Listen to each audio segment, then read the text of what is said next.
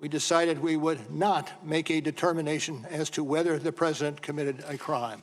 7 hours of testimony from Special Counsel Robert Mueller about Russian election interference. So what does this mean going forward? I'm Jeff Hullinger, joined by two 11Alive political analysts. Chandel Summer is a conservative talk show host on the radio, WDUN in Gainesville, and Quentin Washington is a Democratic strategist. We're glad to have both of you here tonight.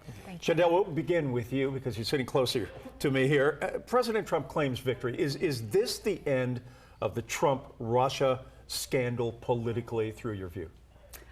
I think that what today represents is a trial balloon that the Democrats have floated in order to determine whether or not there's an appetite for impeachment. This was a very big day for the Republican Party. The Democrats had nothing. I think they were hoping there would be some revelation which would cause people to change their mind about impeachment, because at present only 21% of Americans want to see the president impeached. Quentin, politically, where do you think this goes for the Democrats now? I think because we're living in a constitutional crisis right now, we don't know. And ultimately, I think that as more people come before the American public and actually say what happened that caused us to get here, I then think the country and our elected officials will make a determination. Do you believe that we are any closer to impeachment today than we were yesterday? Yes. What we established today in the hearing is that we have a felon sitting in the White House.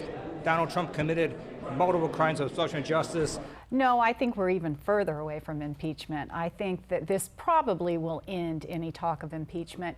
We're so close to an election. If there were really the desire to remove President Trump from office, it'll be apparent very shortly when we have the election. Is there a revelation today that surprised you? Anything in the 6 hours that you did not know, that you heard, that you go, yeah, that's what I wanted to hear?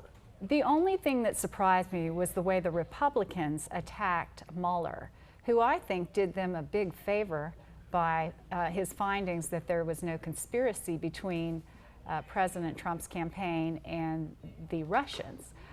But they seem to revel in attacking him for some type of conflict of interest, suggesting that he wanted the job as the FBI director and that he was mad and therefore he was taking it out on President Trump. How about the revelation for you, Quentin? I think there were two statements when Robert Mueller answered yes when he was being questioned about whether or not the president could be indicted after he left office. And I think that was very telling, because that meant that the actions that took place while he was in office amount to something that could indict him. And the question that we all as Americans are concerned about is one person above the law? And clearly, if he can't be indicted because of the position that he's in, that means the answer is yes. And that's a constitutional crisis that we're in currently, and our kids will be learning about how we resolve this in 10 to 15 years from now. Does it change any of the president's approval ratings publicly, do you think?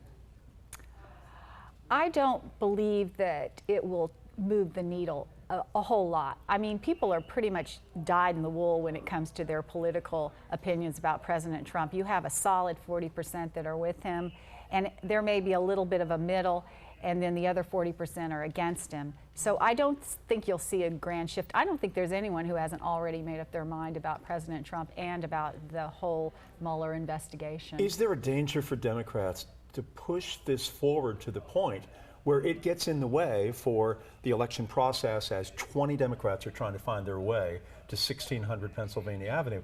Does it get in the way of what they're trying to accomplish in saying to the American people that enough is enough?